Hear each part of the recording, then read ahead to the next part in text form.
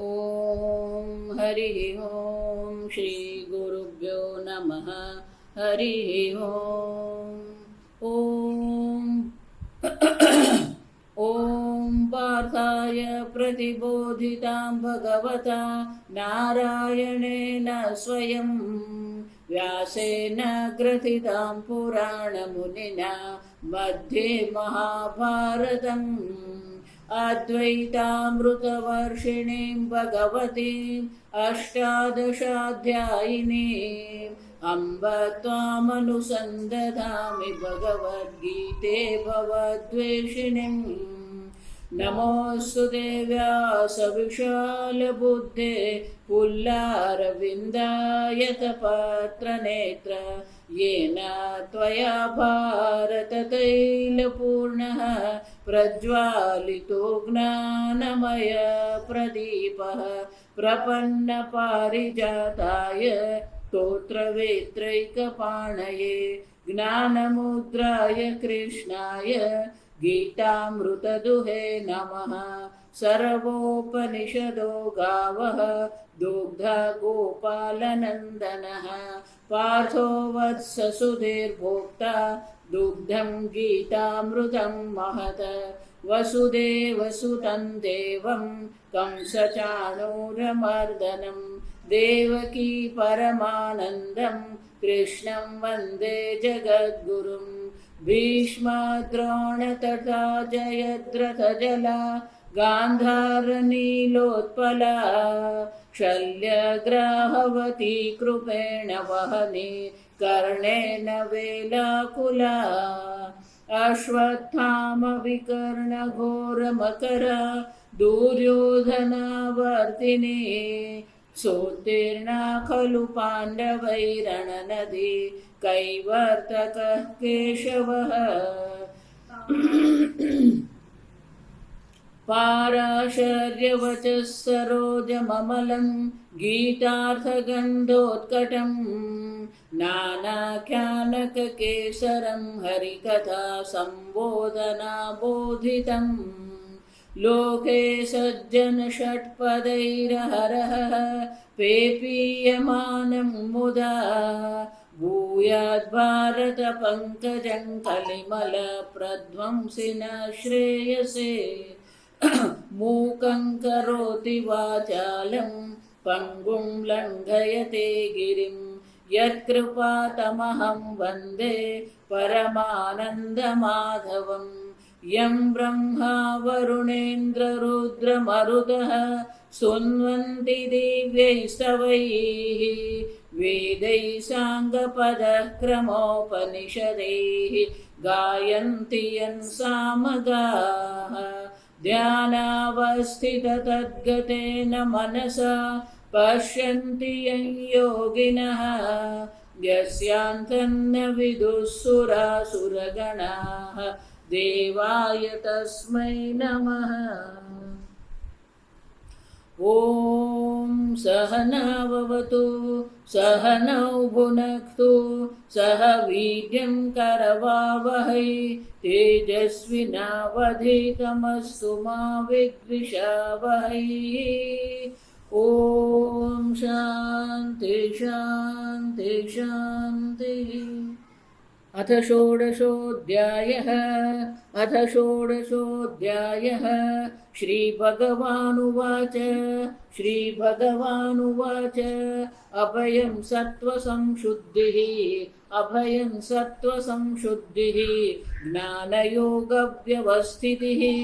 ज्ञानयोगव्यवस्थितिः दानं दमश्च यज्ञश्च स्वाध्यायस्तप आर्जवम् अहिंसा सत्यमक्रोधः त्यागः शान्तिरपैशुनम् दयाभूतेषु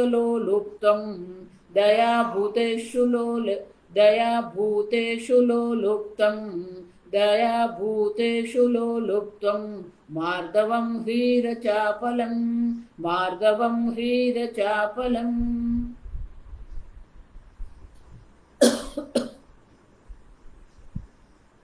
ભગવાન દૈવી સંપત્તિ દર્શાવી રહ્યા છે. બીજા શ્લોકમાં કહે છે અહિંસા સત્યમ અક્રોધ.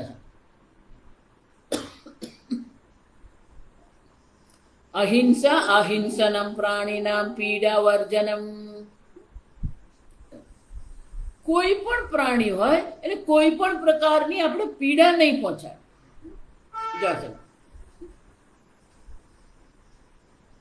ત્રણ પ્રકારથી હિંસા થઈ શકે: કાયિક, વાચિક, માનસિક. કાયાથી આપણે કોકને લાત મારી દઈએ, લાફો મારી દઈએ, લાકડી મારીએ, આ કાયિક હિંસા. જો વાચિક વાણી દ્વારા કોઈને અપમાનિત કરીએ, કોઈના પર ગુસ્સો કરીએ. માનસિક રીતે આપણે કોઈકને ત્રાસ આપીએ. જો માનસિક હિંસા ખરેખર જે છે ને એ આ માનસ હિંસા. જો ભગવાન ગીતામાં 3જા અધ્યાયમાં કહે છે ન બુદ્ધિ ભેદમ જનયે અજ્ઞાનામ કર્મ સંગીનામ. જો આ માનસિક હિંસા છે, ભગવાન એ કરવાની ના પાડે. જો જેટલું નુકસાન કાયિક હિંસાથી છે એના કરતા વધારે નુકસાન માનસિક હિંસા. પેલા માનસિક રીતે આપણે એટલો ત્રાસ આપીએ ને માનસિક રીતે ભાંગી પડે. જો હિંસા જોઈએ જ ને, પણ આપણે ગઈકાલે જોયું કે આપણું જીવન જીવીએ છીએ એટલે હિંસા થવાની જ છે. અને એટલા માટે આ 5 પ્રકારના યજ્ઞ આપણે કરવાના જ છે. હિંસા પરમો ધર્મ. જો વિચાર પરમ ધર્મ છે. કેમ? કોઈને પણ દુઃખ પહોંચાડવાની આવશ્યકતા જ કેમ છે? મેં કહ્યું કે 3 જ જણાને આ છે: માતા, પિતા, શિક્ષક અને ગુરુ. 3 જ વાચિક રીતે પેલા ખખડાવી શકે, એના પર ક્રોધ કરી શકે, બાકી કોઈને નહીં. બાળકના ઉછેર માટે, શિષ્યને વૃદ્ધિ માટે, એની પ્રગતિ માટે ગુરુ કંઈક કહી શકે. અને એટલા માટે ભગવાન કહે છે અહિંસા. જો સત્યમ, અહિંસા અને સત્ય આ બંને સાથે જ ચાલે. અપ્રિય અનૃત વર્જિતમ યથા ભૂતાર્થ વચનમ. તપશ્ચર્યામાં આપણે જોયું કે સત્ય જે છે, સત્ય કેવું છે? પ્રિય. પ્રિય અનૃત વર્જિતમ. અનૃત પણ નહીં હોવું જોઈએ, પ્રિય હોવું જોઈએ, અપ્રિય નહીં હોવું જોઈએ. ભલે ગમે એટલું એ સત્ય હોય પણ અપ્રિય છે તો બોલવાની આવશ્યકતા નથી. સામેવાળાને ખુશ કરવા માટે થઈને જે નથી એ પણ આપણે બોલી દઈએ. અનૃત. જો આ મોટી મોટી સભાઓ થતી હોય ને, એમાં પેલા જે અતિથિ આવ્યા હોય ને, એટલે પેલો અતિથિનો પરિચય આપવામાં આવે. ઘણી વાર એ પરિચય સાંભળવા જેવું હોય. એટલા વખાણ કરે, એવા વખાણ કરે જવાશે કે જગતમાં એના જેવું બીજું કોઈ છે જ નહીં. એમના સદગુણો છે, એમની વિશેષતાઓ છે, પછી એટલું બધું બોલવાની જરૂર નથી. જવાબ ઘણી વાર પૂજ્ય સ્વામીજી સાથે અમે જતા, જ્ઞાન યજ્ઞ હોય ને, તો પહેલે દિવસે પેલું સ્વામીજીનો પરિચય આપવાનો. સ્વામીજી ત્યાં બેઠા હોય ને, પછી સ્વામીજી સાંભળે, પછી પેલો ચાલુ કરે સ્વામીજી. સ્વામીજી આમ, સ્વામીજી આમ. સ્વામીજી બેઠા બેઠા હસ્યા કરે. વ્યક્તિનો પરિચય આપીએ એ પણ સંક્ષેપમાં હોવો જોઈએ. પછી પેલો વખાણ કરવા શરૂ કરે ને, અનૃત વર્જિતમ. જો પ્રિય તો હોવું જ જોઈએ, પણ અનૃત પણ નહીં, વધારે પડતું પણ નહીં હોવું. હું હંમેશા એટલા માટે કોઈ પણ વ્યક્તિ તમે જુઓ ને, રાગ દ્વેષ તો છે જ. એક દ્રષ્ટિએ જેને આપણે ગુણ કહીએ છીએ, બીજી દ્રષ્ટિએ દોષ બની શકે. કોને તમે ગુણ કહેશો, કોને તમે દોષ કહેશો? આ ગુણ દોષની કોઈ નિષ્ઠા નથી. આ સમજ, જેટલા તમે ગુણ જુઓ ને એની સામે એટલા દોષ હોવાના જ. કોઈ પણ વસ્તુ તમે. અને એટલા માટે સત્ય એટલે જે છે ને, જો ખરેખર આ સત્યને આપણે જોયું એ પ્રિય હોવું જોઈએ, અનૃત નહીં હોવું જોઈએ, હિતકારી હોવું. સત્યમ પ્રિયમ અનુદ્વેગકરમ વાક્યમ સત્યમ પ્રિયમ. અનુદ્વેગકરમ એટલે અહિંસા છે. સત્ય ને અહિંસા સાથે જ ચાલ્યા સમજવા. સત્ય વિના કોઈ અહિંસા નથી અને અહિંસા વિના કોઈ સત્ય નથી. સમજજો. જો એ ઉદ્વેગ કરનારું વાક્ય છે તો પછી એ સત્ય રહેશે જ નહીં. જો આ સમજો,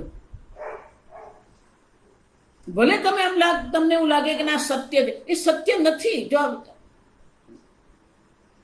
જે ઉદ્વેગ કરનારું નથી, જે પ્રિય છે, જો એ અપ્રિય છે તો પછી એ સત્ય છે જ નહીં. આ સમજો, આપણે એને સત્ય માનીએ,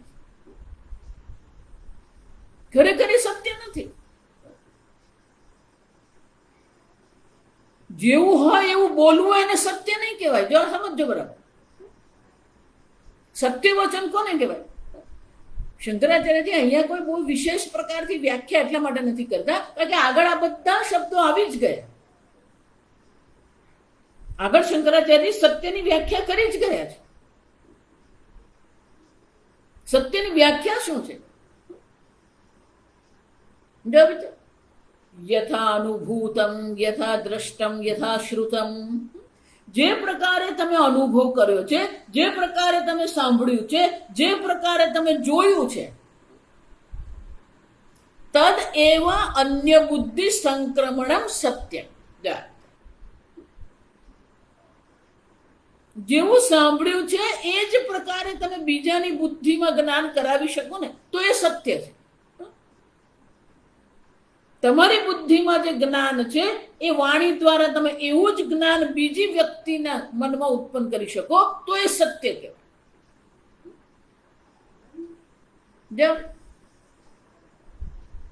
મહાભારતનો પ્રસંગ બધાને જ ખબર છે. દ્રોણાચાર્યને મારવું અશક્ય હતું. અર્જુને પોતાના પ્રયત્ન કરી લીધા પણ મારવું શક્ય જ નહીં હતું. એટલે ભગવાને કહ્યું કે હવે તો આ કંઈક ઉપાય કરવો જ પડે. એટલે પેલો ભગવાને ઉપાય કર્યો. એટલે ભગવાને યુધિષ્ઠિરને શું કીધું કે યુધિષ્ઠિર તું બોલ અશ્વત્થામા હતઃ. કેમ કે દ્રોણાચાર્યનો જીવનનું લક્ષ્ય શું હતું? પુત્ર. એમનો જીવ પુત્રમાં હતો. પુત્રે પુષ્ટે અહમ પુષ્ટ, પુત્રે નષ્ટે અહમ નષ્ટ. એમને પુત્રની આસક્તિ એટલી બધી હતી. એટલે ભગવાને વિચાર્યું કે જો પેલો અશ્વત્થામા મરી ગયો એમ જો દ્રોણાચાર્ય સાંભળે ને તો એ બધા હથિયાર નીચે મૂકી દે. ભગવાન બોલે તો એ તો સાંભળવાના જ. ભગવાન જાત જાતનું કરતા જ આવી. એટલે ભગવાનને ખબર હતી કે હું બોલીશ તો દ્રોણાચાર્ય માનવાના નથી. અર્જુનની વાત દ્રોણાચાર્ય નહીં માનશે. દ્રોણાચાર્ય કોનું વચન સમજશે? યુધિષ્ઠિર. એટલે યુધિષ્ઠિરને શું કીધું કે તું બોલ અશ્વત્થામા હતઃ. યુધિષ્ઠિર કે નહીં, હું નહીં બોલું, આ સત્ય છે. ભગવાન આ બધા ભક્તો હતા. યુધિષ્ઠિર ભગવાનના ભક્ત હતા, અર્જુન ભગવાનના ભક્ત હતો, પેલો ભીમ પણ ભગવાન. પણ એ બધાની એક વિશેષતા હતી. એટલે પેલો યુધિષ્ઠિર કે ભગવાન તમે મને કહી રહ્યા છો પણ હું તમારું કહ્યું નહીં, હું જુઠ્ઠું નહીં બોલું. એટલે પેલો ભગવાને ભીમને બોલાવ્યો. આ ભીમ જુદા પ્રકાર, એને કે ને એટલે કરી દે, માથાકૂટ કરવાની જ નહીં. એટલે ભગવાનને ભીમે શું કીધું? આ પેલો હાથી છે ને એનું નામ અશ્વત્થામા છે, મારે હાથી પેલો જઈને મારી આવે. પૂછવાનું નહીં કેમ, શું કામ, કે જઈને એક પેલું ગદા મારીને પેલો હાથી મરી ગયો. એટલે ભગવાન પછી યુધિષ્ઠિર, જો આ પેલો અશ્વત્થામા મરી ગયો, બોલ હવે તું અશ્વત્થામા હતઃ.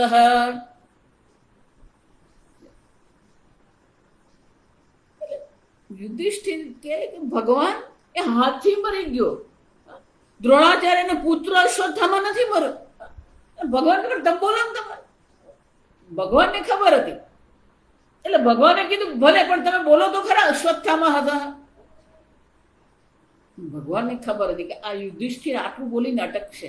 વળી પાછા પેલા ભીમને કીધું, મહાપૌંડ્રજા, પેલો ભીમનો શંખ બહુ મોટો.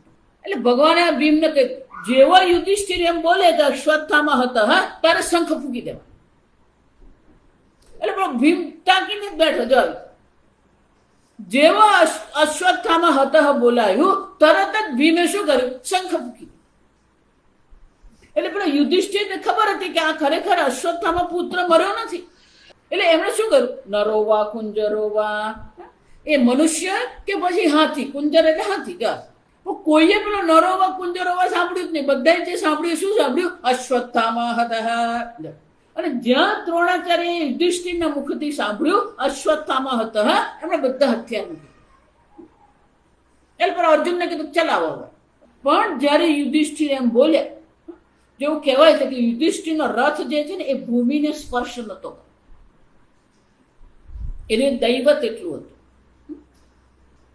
પણ જ્યાં યુધિષ્ઠિર એમ બોલ્યા કે અશ્વત્થામા હતા નરોવા કુંજરોવા, એમનો રથ શું થઈ ગયો, કે એની બુદ્ધિમાં જે હતું, જો આ સમજો આવે, અન્ય બુદ્ધિ સંક્રમણમ જે કહેવાય કે તમારી બુદ્ધિમાં જે જ્ઞાન છે એ વાણી દ્વારા એવું જ જ્ઞાન તમે બીજે વ્યક્તિની બુદ્ધિમાં કરાવો તો એને સત્ય કહેવાય. તો યુધિષ્ઠિરની બુદ્ધિમાં જે અશ્વત્થામા હતું એ કયું હતું, હાથી મરી ગયો. અને દ્રોણાચાર્યની બુદ્ધિમાં જે જ્ઞાન ઉત્પન્ન થયું એ કયું થયું, મારો પુત્ર અશ્વત્થામા મરી ગયો. જો આ વિચાર, તમે જેવું સાંભળ્યું છે, જેવું જોયું છે, જેવો અનુભવ કર્યો છે, એવું જ અન્ય બુદ્ધિમાં તમે અનુભવ કરાવો તો જ એ સત્ય છે. પણ આપણે તો એવું બોલીએ ને, એટલા મરી મસાલા નાખીને બોલીએ, સમજી પેલા આશ્રમમાં ગયા, પછી જે પેલો વખાણ કરે. જો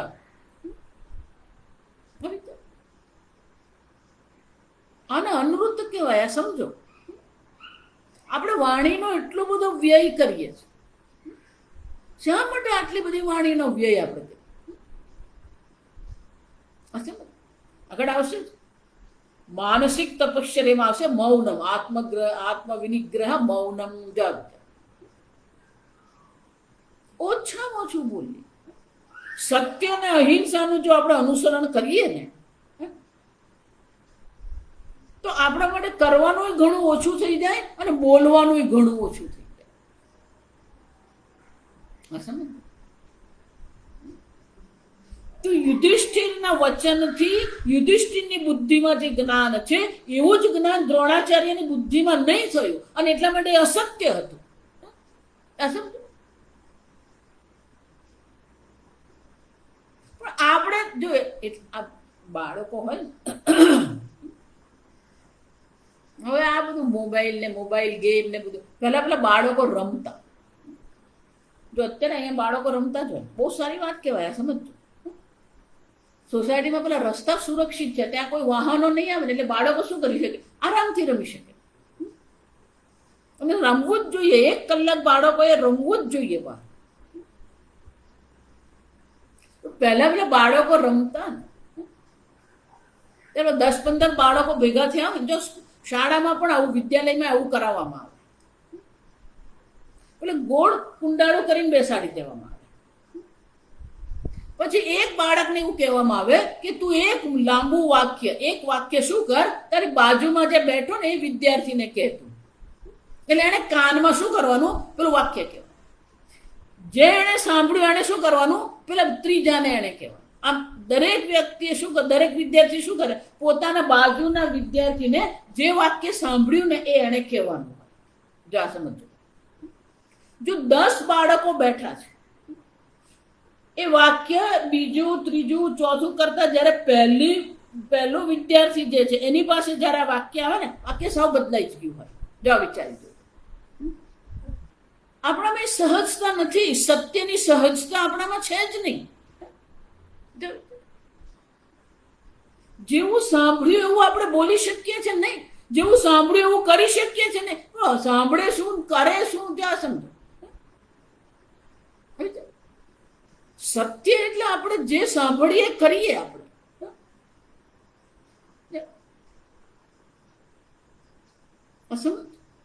ભગવાન રામ, શ્રી રામ શા માટે વનમાં ગયા? પોતાના પિતાના વચનને સત્ય વચન કરવા માટે. તો તમે જેટલું બોલો એને શું કરવું જોઈએ? એને સત્ય સિદ્ધ કરો. તમે આપણે સત્ય સિદ્ધ, આપણે જ સત્ય સિદ્ધ, બીજો તો પછીની વાત છે. જો વિચાર, આપણે જેટલું બોલીએ ને એટલું પણ જો કરીએ ને તો એ સત્યની નિષ્ઠા આવે આપણા.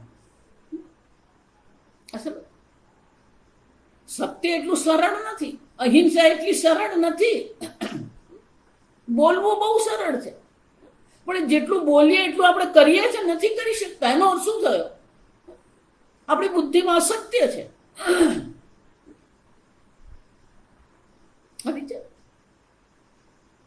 અસત્ય છે. પછી તમે ગમે એટલું બ્રહ્મની વાત કરો ને, જગન મિથ્યા ને બ્રહ્મ સત્ય, એ બધું નકામું થઈ જાય. ગમે એટલું વેદાંત શ્રવણ કરો, ગમે એટલી ભક્તિ કરો ને, આ બધું નકામ. કેમ? કારણ કે ભગવાન સ્વયં ધર્મ સ્વરૂપ છે. ધર્મ પણ ભગવાન છે. તો તમે અસત્ય જયારે કરી રહ્યા છો, તમે જે બોલો એ તમે કરી નથી રહ્યા, એનો અર્થ શું થયો? સત્ય ભગવાન છે. તો તમે જયારે તમારા વચનનું તમે પાલન નથી કરી રહ્યા, તો એનો અર્થ શું થયો? તમારું બોલેલું તમે જ ફોગ કરી દો છો.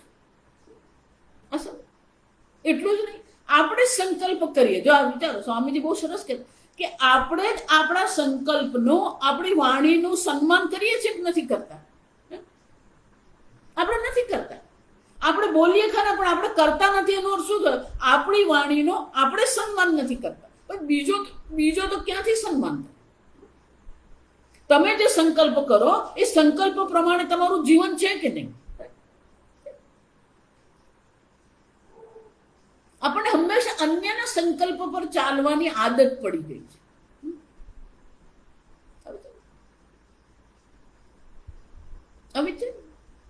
આ બધું અસત્ય છે. આ સમજો, ખાલી બોલવું સત્ય નથી,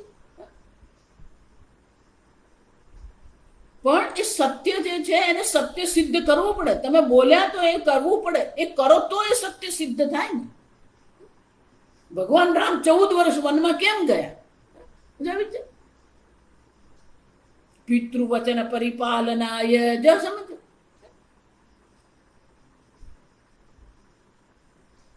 યુધિષ્ઠિરને પણ જયારે કહેવામાં આવ્યું 12 વર્ષ વનવાસ છે, 1 વર્ષ અજ્ઞાતવાસ છે. એ વનમાં જતા પહેલા જ ખબર પડી ગઈ કે શકુનીએ જે છે શું કર્યું હતું? કપટ કરેલું.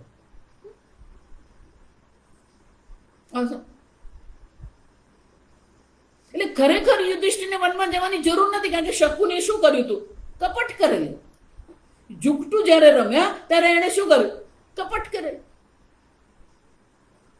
છતાં પણ શું છે? નિયમ છે તો નિયમનું પાલન કરવાનું. આપણે જ નિયમ બને અને આપણે જ તોડી દઈએ. આપણા જ નિયમનું, આપણા સંકલ્પનું આપણે સન્માન નથી કરતા, આપણી વાણીનું આપણે સન્માન નથી કરતા. આ બધું અસત્ય કહેવાય. આ સમજો, ફક્ત સાચું બોલવું નહીં. સત્ય એટલે ફક્ત સાચું બોલવું એમ નથી. જો આ સમજો, આપણા જીવનમાં એ હોવું જોઈએ. આપણો સંકલ્પ, આપણી ભાવના, આપણી વાણી, આપણા કર્મ, આ બધામાં શું હોવું જોઈએ? એ સત્ય હોવું જોઈએ. એ સહજ, એ સત્ય એટલે સહજતા. જો સત્ય એટલે સહજતા. કોઈ કપટ નહીં, કોઈ વંચના નહીં, કોઈ માયા નહીં. જો સત્ય હંમેશા સરળ હોય. સત્યમાં કોઈ દંભ નથી, કોઈ કોઈ પ્રકારથી કપટ છળ નથી. સત્ય હંમેશા સરળ હોય, પણ એ સરળતા છે, એ સહજતા છે આપણા. એટલું હિન્દીમાં કહે ને, અભી બોલા અભી ફો. તમે જો તમારું સન્માન નહીં કરો તો બીજો તમારું સન્માન ક્યાંથી કરો? હા, અહિંસા, સત્યમ, અક્રોધ, પરૈહિ આકૃષ્ટસ્ય અભિહિતસ્ય વા પ્રાપ્તસ્ય ક્રોધસ્ય ઉપશમનમ. મનમાં ક્રોધ ઉત્પન્ન થાય, કોઈક અભિહિત, જો કોઈક આપણને મારે, આકૃષ્ટ કોઈ આપણને ખખડાવી દે, એટલે આપણા મનમાં ક્રોધ આવે, પણ એ ક્રોધ બહાર વ્યક્ત ન કરીએ. જો આ સમજ, સ્વામીજી બહુ સરસ કહેતા કે ક્રોધ તમે વ્યક્ત નહીં કરો એટલે અક્રોધ નથી. શંકરાચાર્ય શું કહે છે? ક્રોધસ્ય ઉપશમનમ. ક્રોધ બહાર વ્યક્ત નહીં કરીએ, પણ મનમાં પણ એ ક્રોધને શાંત કરવાની જરૂર છે. જો મનમાં ક્રોધ રહી ગયો તો શું થવાનું? પછી એક દિવસ પેલો પ્રેશર કુકર હોય ને, એની પેલી વિસલ જે હોય, જો વિસલ બગડી ગઈ હોય તો પછી થાય, પેલો વાલ્વ એનો ફાટે. એમ તમે ક્રોધ મનમાં રાખી મૂકો તો શું થાય? કુકરની જેમ ફાટે. જો એટલે અક્રોધનો અર્થ એટલો નથી કે ક્રોધ તમે વ્યક્ત ન કરો, પણ તમારા મનમાં જ એ ક્રોધને તમે શાંત કરી. ઉપશમન એનો અર્થ શું થયો? કે ક્રોધનું જે નિમિત્ત આપણને દેખાય છે,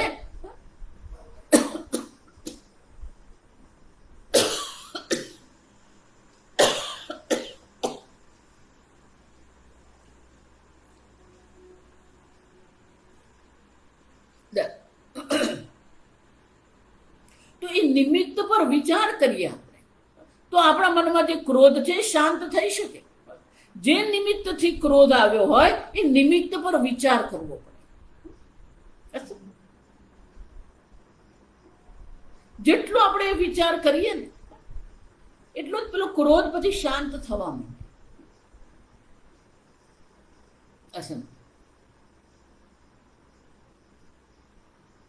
ક્રોધને પ્રગટ ન કરવું એ માત્ર અક્રોધ નથી, આ સમજો. પણ એ ક્રોધને મનમાં શાંત કરવાનું છે. અક્રોધ એટલે સ્વામીજી બહુ સરસ કહે કે ઘણી વાર પેલો ક્રોધ એવો હોય ને, જોરમાં આવે એટલે એમ શાંત નહીં થાય. એટલે સ્વામીજી કે મનોવિજ્ઞાનની ભાષામાં કહીએ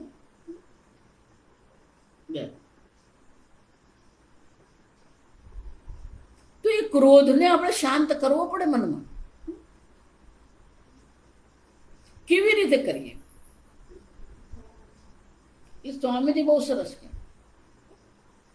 પેલું ટુવાલ કે ચાદર હોય ને, એ લેવાનું, પછી પેલું એને ભીનું કરવાનું,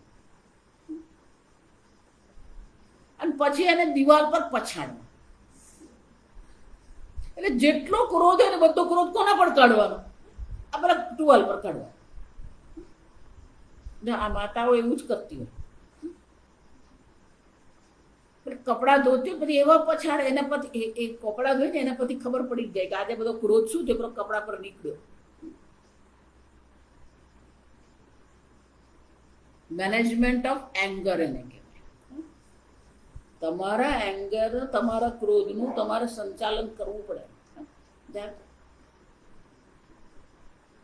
સ્વામીજી બીજું કઈ નહીં મળે ને તો ઓશીકું લઈને ઓશીકું શું કરવાનું? દિવાલ પર મારવાનું જોરથી. બધો ક્રોધ ક્યાં કાઢવાનો? ઓશિકા પર કાઢ. ક્રોધ શમન ઉપશમન એમ જો સમજ. મનમાં ભરી નહીં રાખવાનું, જ આવી તો કાઢી નાખો. ઘણા બધા લોકો તમે જુઓ ને તો એટલી નાની નાની બાબતમાં એ ક્રોધ કરતા. એનો અર્થ શું થયો? પેલો અંદર ક્રોધ પડેલો જ છે, હજી એ ક્રોધને શાંત કરવામાં આવ્યો જ નથી. એટલે જરા પણ કંઈક થાય ને એટલે પેલો ક્રોધ કરી નાખે.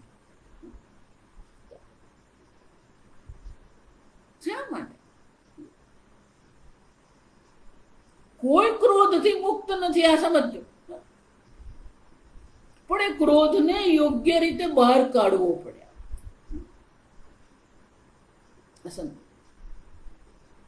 એના પર વિચાર કરવો, કયા નિમિત્તથી તમને ક્રોધ આવે, એ નિમિત્તની જ નિવૃત્તિ કરવી.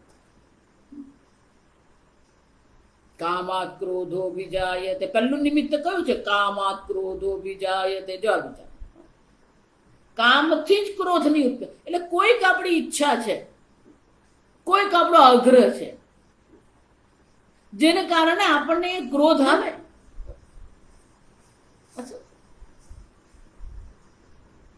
તો એ નિમિત્તની જ આપણે નિવૃત્તિ કરીએ. સ્વામીજી બહુ સરસ કે કોઈ બીજાને બદલી શકે જ્યાં સુધી વ્યક્તિ પોતાના દોષને સમજે નહીં, જ્યાં સુધી વ્યક્તિ નિશ્ચય નહીં કરે કે મારે બદલવું છે, ત્યાં સુધી આખું જગત નહીં, ભગવાને એને બદલી નહીં શકે. દુર્યોધનને ભગવાન પણ બદલી નહીં શક્યા. ભીષ્મ પિતામહ, દ્રોણાચાર્ય, કૃપાચાર્ય, બધા એને સમજાવ્યું, પણ જ્યાં સુધી એને પોતાને જ એમ નહીં હતું કે મારે બદલવું છે પોતાને, ત્યાં સુધી કોઈ નહીં બદલી શકે. જવાબ પોતે જ નિર્ણય કરવો પડે કે મારે પોતાને બદલવું તો જ બદલી શકાય. બાકી ગુરુ ગમે એટલું કહે ને શાસ્ત્ર ગમે એટલું કહે, પણ વ્યક્તિ પોતે જ પોતાને બદલવા તૈયાર નથી તો કોઈ એનું કલ્યાણ કરી શકે નહીં. મારા શ્રી બહુ સરસ કહેતા કે છઠ્ઠા અધ્યાયમાં જોઈ ગયા, ઉદ્ધરે આત્મના આત્માનમ ના આત્માનમ ઔષાદયે. તમારે તમારો પોતાનો ઉદ્ધાર કરવાનો છે, પોતાનો વિનાશ કરવાનો નથી. પોતે જ પોતાનો વિનાશ. આત્મૈવ હિ આત્મનો બંધુ આત્મૈવ રિપુરાત્મન. તમે જ તમારા શત્રુ છે. આ સમજો, કોઈ બહાર શત્રુ નથી. આ સમજો, જે આપણું મન આપણને અનુકૂળ છે એ આપણું મિત્ર છે. જે મન વિરોધી છે, જે ધર્મ વિરુદ્ધ આપણને લઈ જનાર છે, જે અસત્ય તરફ લઈ જનાર છે, એ જ મન આપણું શત્રુ છે.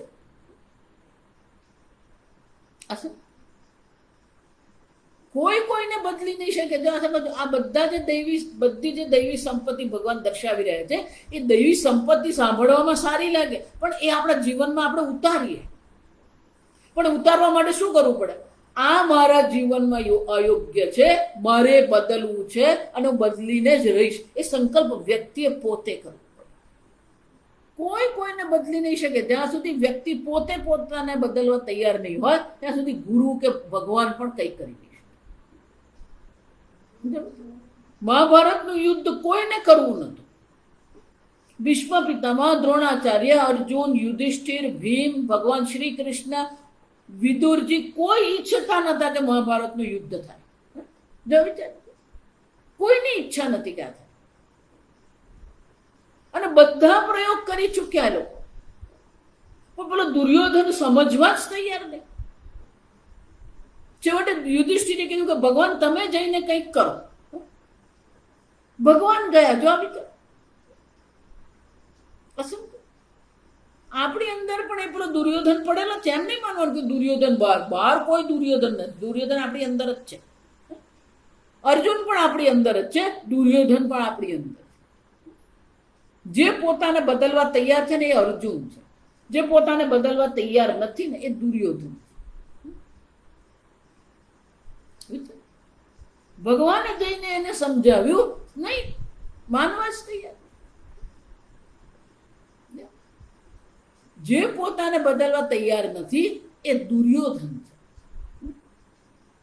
છે. માત્ર અધર્મ નહીં, હા, અક્રોધ એટલે કે આપણે પોતાને બદલવા તૈયાર છીએ. આપણે પોતાની અંદર જે રહેલા અધર્મ છે એનું શમન કરવા તૈયાર છે કે નહીં? આપણામાં રહેલા અસત્યને, આપણામાં રહેલી હિંસાને, આપણામાં રહેલા ક્રોધને આપણે શાંત કરવું પડે. અહિંસા સત્યમ ક્રોધ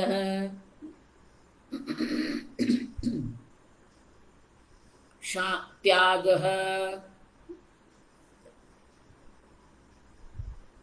તો કે અહીંયા જે ત્યાગ છે એનો અર્થ શું થાય? સંન્યાસ પૂર્વમ દાનસ્ય ઉક્તત્વ. શંકરાચાર્ય કહે છે આગળ પેલો દાન શબ્દ આવી ગયો અને એટલા માટે અહીંયા ત્યાગનો અર્થ શું થાય? સંન્યાસ થાય. સંન્યાસ કોને કહેવાય? સમ્યક ન્યાસ સંન્યાસ. સંન્યાસ એટલે આપણે ત્યાગ કરવા તૈયાર છે. કેસરી કપડા પહેરવાથી કોઈ સંન્યાસી નહીં બને, આ સમજજો. સંન્યાસ એ સ્વભાવ છે. બહાર જીવનશૈલી ભલે તમે અપનાવી લો, આગળ ભગવાન કઈ જ ગયા સંન્યાસીમાં. સંન્યાસીને 2 લક્ષણ ભગવાને દર્શાવ્યા. એક 5મા અધ્યાયમાં છે, 6ઠા અધ્યાયમાં છે. જો એટલા માટે શંકરાચાર્યજી અહીંયા કોઈ વ્યાખ્યા વિશેષ કરતા નથી. કેમ? આગળ બધું જ આવે. 5મા અધ્યાયમાં ભગવાન શું કહે? જ્ઞેયતુ નિત્ય સંન્યાસી યો ન દ્વેષ્ટિ ન કાંક્ષતે.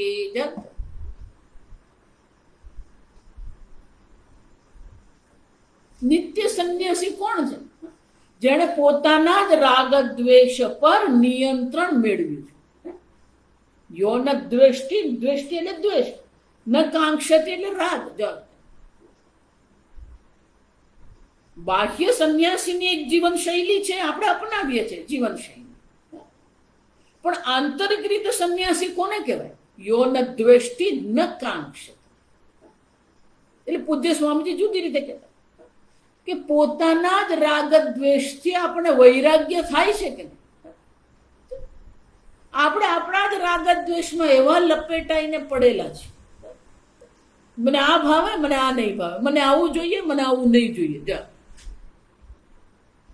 મને આ રંગ ગમે, મને આવું ઘર ગમે, મને આવી ગાડી ગમે. મને સંન્યાસી એટલે પોતાના રાગ દ્વેષ પર જેનું પોતાનું પ્રભુત્વ છે. યો ન દ્વેષ્ટિ ન કાંક્ષ. રાગ પણ નહીં, દ્વેષ પણ નહીં. કેટલાક સંપ્રદાય આજકાલ જે ચાલી રહ્યા છે એ લોકો સંસાર પ્રત્યે દ્વેષ કરે છે. સંસાર પ્રત્યે દ્વેષ પણ નથી આપણને. રાગ પણ નહીં, દ્વેષ પણ નહીં. આ એક વ્યાખ્યા. પણ ક્યાં રાગ દ્વેષ આવે છે ક્યાંથી? જો આ વિચાર.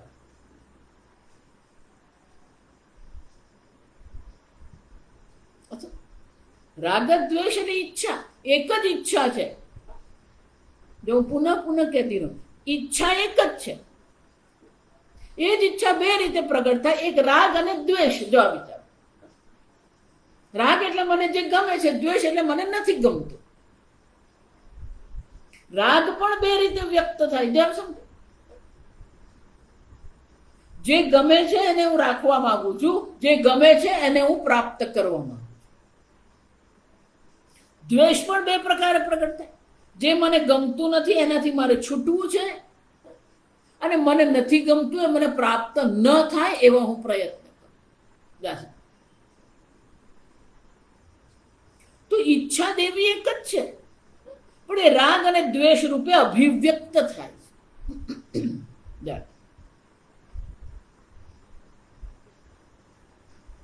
પણ ઈચ્છા દેવી આવે છે ક્યાંથી? એટલે ભીષ્મ પિતામહ કહે છે, કામ જાનામિ તે મૂલમ. હે કામ, હે ઈચ્છા, તારું મૂળ હું જાણું છું. સંકલ્પાખિલ જાયસે, સંકલ્પાખિલ જાયસે. તું સંકલ્પમાંથી ઉત્પન્ન થાય.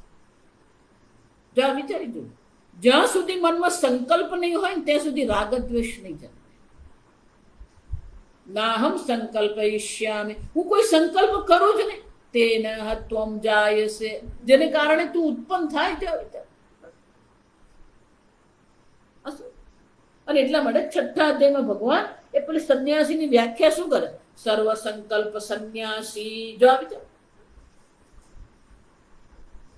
સર્વ સંકલ્પ સંન્યાસી. કોઈ સંકલ્પ નહીં. આ સારું છે, આ ખરાબ છે, આ મને ગમે, આ મને નહીં ગમે.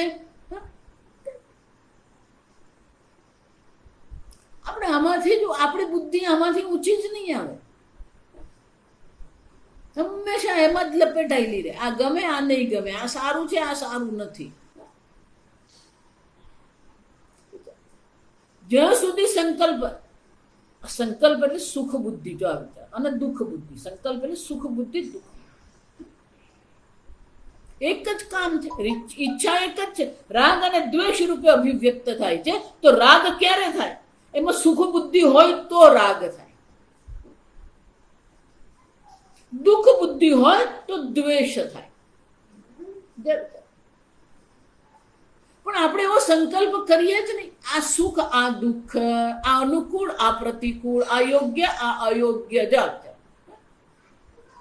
હવે સંકલ્પથી આપણા મનને આપણે મુક્ત કરી દઈએ.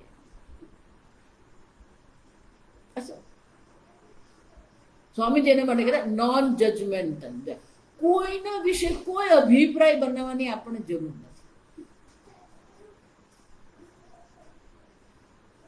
જેવું છે એવું આવી જાય. સર્વ સંકલ્પ સંન્યાસી યોગારૂઢસ્તદોચ્યતે. આ બ્રહ્મ જ્ઞાન રૂપી યોગ પર તમારે આરૂઢ થવું હોય તો સર્વ સંકલ્પ સંન્યાસી, સર્વ સંકલ્પનો ત્યાગ.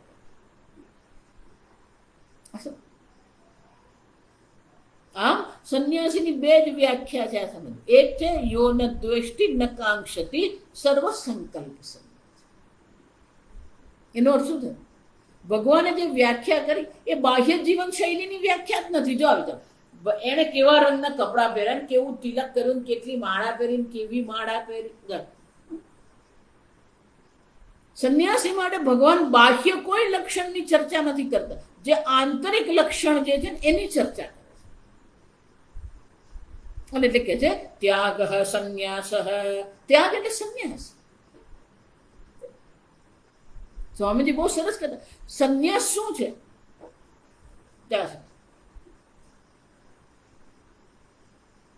સંન્યાસ એ સંન્યાસ આપણે જેને કહીએ, સંન્યાસ એક તમારું ચિંતન છે,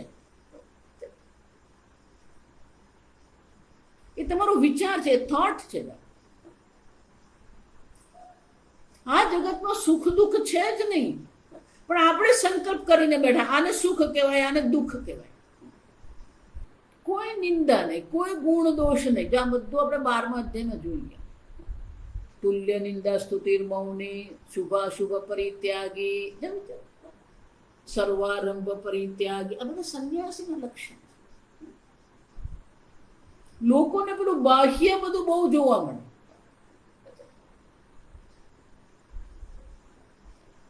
બાહ્ય સંન્યાસથી કઈ નહીં થાય. આ સમજો, એક જીવન શૈલી અપનાવી લીધી પણ આંતરિક રીતે તમે બદલાયા નથી, તો એ બહારથી દંભ છે.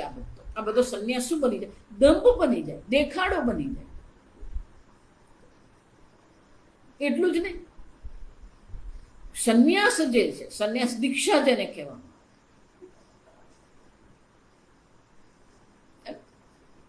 સંન્યાસ દીક્ષા એક વૈદિક પદ્ધતિ છે. સંન્યાસ દીક્ષા જેને ગ્રહણ કરી હોય, લોકેશના પુત્રેશના વિત્તેશના વ્યુત્થાય, કોઈ એશના નહીં આ જગત.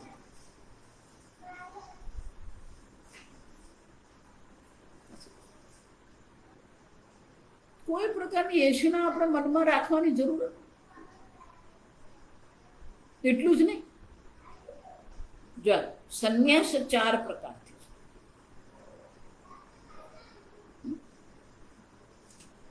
ગુરુકુળમાં બ્રહ્મચારી તરીકે રહીએ, શાસ્ત્ર શ્રવણ કરીએ. શ્રવણ કરે એટલે માત્ર શ્રવણ ને, એ બધું યાદ રહેવું જોઈએ. જે સાંભળે એ બધું શું હોવું જોઈએ? યાદ રહેવું જોઈએ. તો એ સાંભળેલું કહેવાય. તો ગુરુ પાસે રહીને શાસ્ત્ર શ્રવણ કરીએ, મનન કરીએ, ચિંતન કરીએ, નિધિધ્યાસન કરીએ, ગુરુની આજ્ઞામાં રહીએ.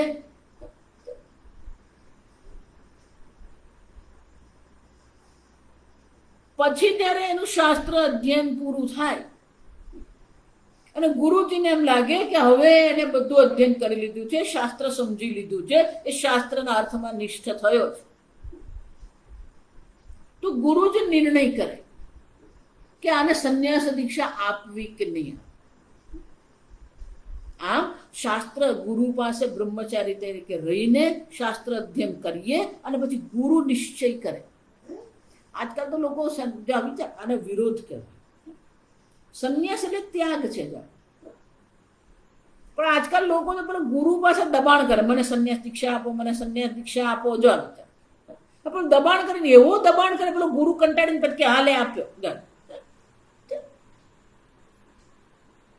દબાણપૂર્વક લીધેલો સંન્યાસ સંન્યાસ નહીં કહેવાય. જો ગુરુ નિશ્ચય કરે કે આ સંન્યાસ લેવો કે નહીં લેવો.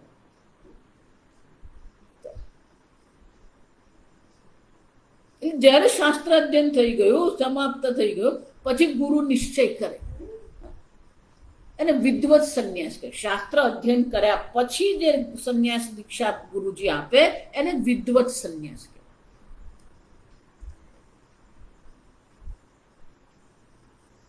બીજો જે સંન્યાસ છે ને વિવિદિશા સંન્યાસ. સંસારમાં કોઈ રુચિ રહી નથી, સંન્યાસ ગુરુજી આપે અને પછી શું કરો? સંન્યાસ શ્રવણમ કુર્યાત. જો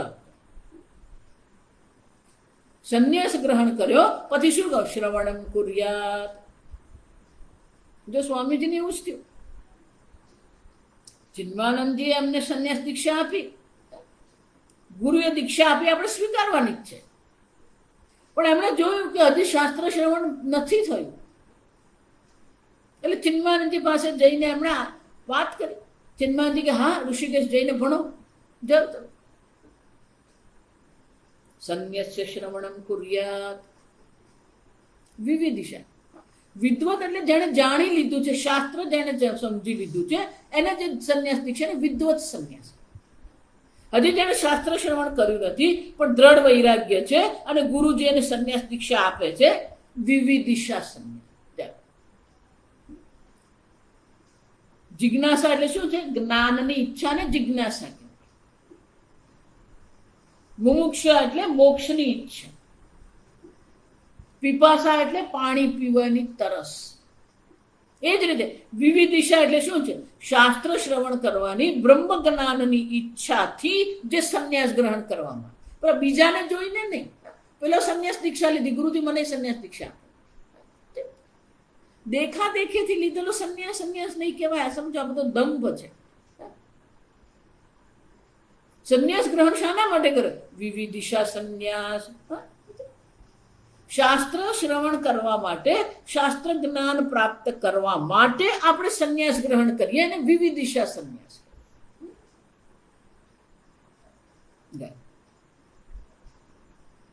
આપત સંન્યાસ.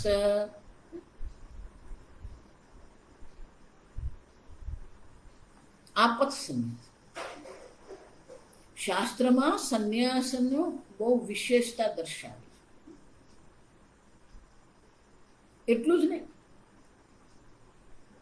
વૈદિક સંસ્કૃતિ અનુસાર આપણે 4 આશ્રમ છે: બ્રહ્મચર્ય આશ્રમ, ગૃહસ્થ આશ્રમ, વાનપ્રસ્થ આશ્રમ અને સંન્યાસ આશ્રમ.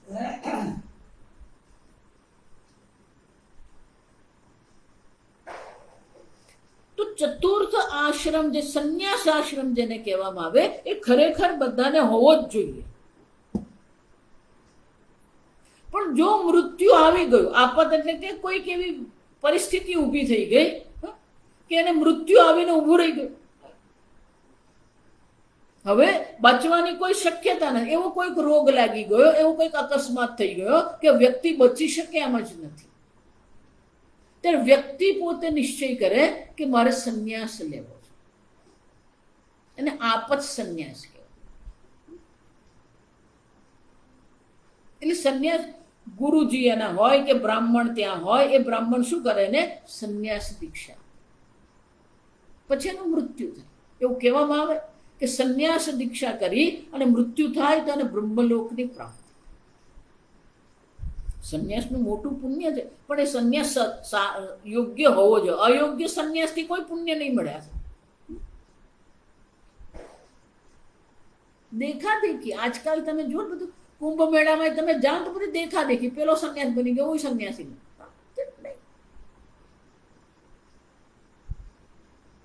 આપત સંન્યાસ એટલે મરણ પથારીએ કોઈ હોય અને એની ઈચ્છા હોય તો એ સંન્યાસ ગ્રહણ કરી શકે. પણ ઘણીવાર એવું બને, જો આમ સમજો કે સંન્યાસ દીક્ષા થઈ ગઈ અને બચી ગયો. જો આ સમજો કોઈક એવી ઔષધિ કામ કરી ગઈ અને વ્યક્તિ બચી ગઈ, તો હવે શું કરવું? વ્યક્તિ બચી ગઈ પણ હવે સંન્યાસ ગ્રહણ કર્યું એટલે ઘરમાં રહી શકે નહીં. જો વિચાર, એટલે એને શું કરવું પડે? તો ઘરની બહાર એક ઝૂંપડી બનાવીને ત્યાં રહેવાનું, કુટીચક સંન્યાસ. એ કુટીરમાં ત્યાં રહે, ઘરવાળા એને ભોજન આપે, ભોજન લે, બાકી બેસીને શું કરે? જપ કરે, તપ કરે, શાસ્ત્ર અધ્યયન કરે, શ્રવણ કરે, યોગ કરે, એક જીવન શૈલી અપનાવી લે. એને કુટીચક સંન્યાસ. પણ સંન્યાસ એ માત્ર જીવન શૈલી નથી, એ ભાવના છે. અને શંકરાચાર્ય ત્યાગ સંન્યાસ, ત્યાગ એટલે સંન્યાસ.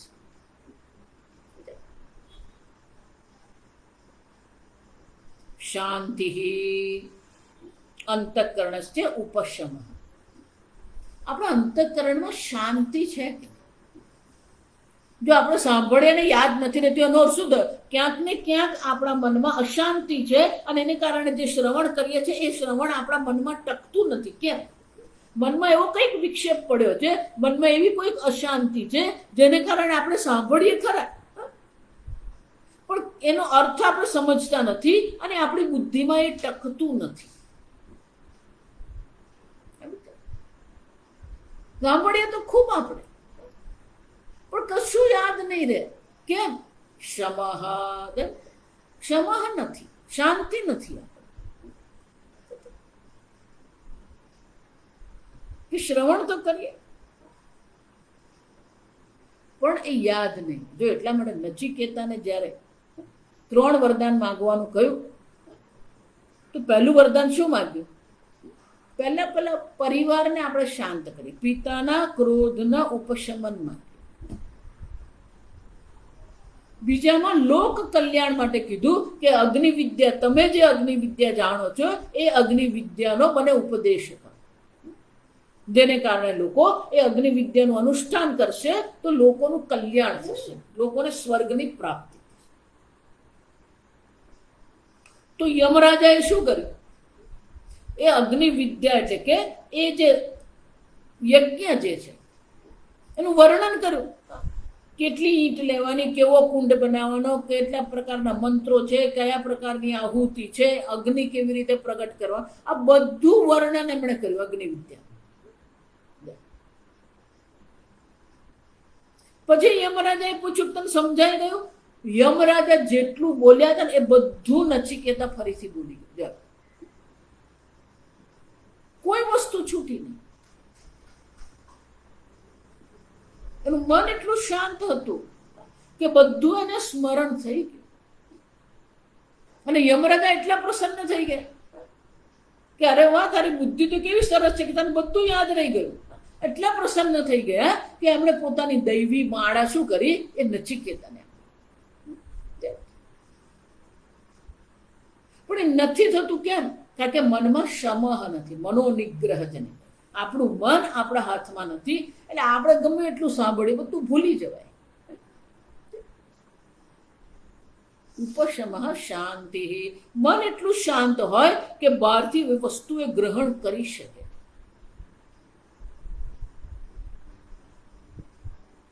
દયા ભૂતેષુ અપૈશુનમ. અપિશુનતા પરસ્મય પરરંધ્ર પ્રકટીકરણમ પૈશુનમ તદભાવ અપૈશુનમ. કેટલાક લોકો હોય એ લોકોને આદત જ હોય બીજાના દોષને સતત એ લોકો પ્રગટ કરતા હોય. પૈશુનમ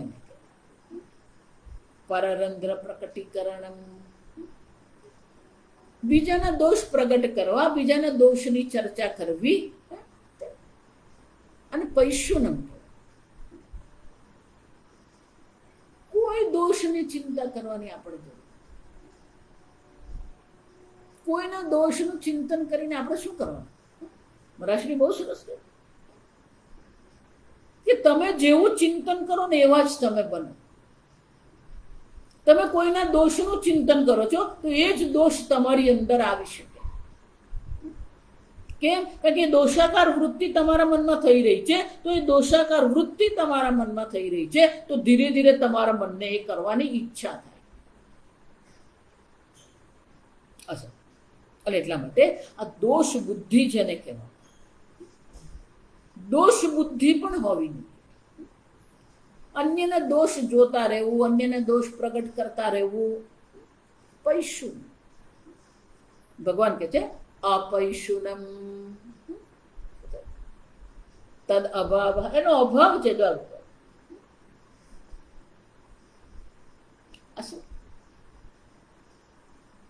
પહેલા તો દોષ બુદ્ધિ જ નથી કરવાની. દોષ બુદ્ધિ કરી તો દોષ પ્રગટ કરવાના.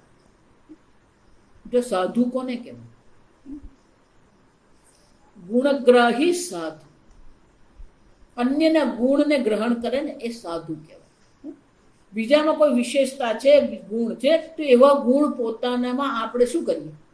કેળવવાનો પ્રયત્ન કરીએ તો એ સાધુ કહેવાય. ગુણગ્રાહી સાધુ. સાધુતા એટલે અન્યના ગુણ આપણે અપનાવવાનો પ્રયત્ન કરીએ, એના જેવા બનવાનો પ્રયત્ન કરીએ. જો એટલા માટે ગુરુ પાસે આપણે રહીએ તો ગુરુના લક્ષણો આપણે જોઈએ, ગુરુની વિશેષતાઓ જોઈએ અને એને ગ્રહણ કરીને આપણે પણ એવા બનવાનો પ્રયત્ન કરીએ.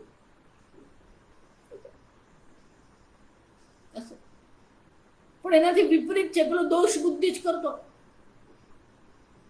દોષ બુદ્ધિ કરે, દોષ પ્રગટ કરે, પૈશુનમ.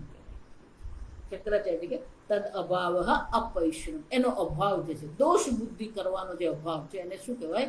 અપૈશુનમ. આગળ આપણે ચાલે. ઓમ સ્વસ્તિ પ્રજાભ્યઃ પરિપાલયન્તાં ન્યાયેન માર્ગેણ મહિં મહિષાઃ ગોબ્રાહ્મણેભ્યઃ શુભમસ્તુ નિત્યં લોકા સમસ્તા સુખિનો ભવन्तુ કાલે વર્ષતુ પર્જન્યઃ પૃથ્વી સસ્યશાલિની દેશોऽયં ક્ષોભરહિતઃ બ્રાહ્મણા સંતુ નિર્ભયાઃ.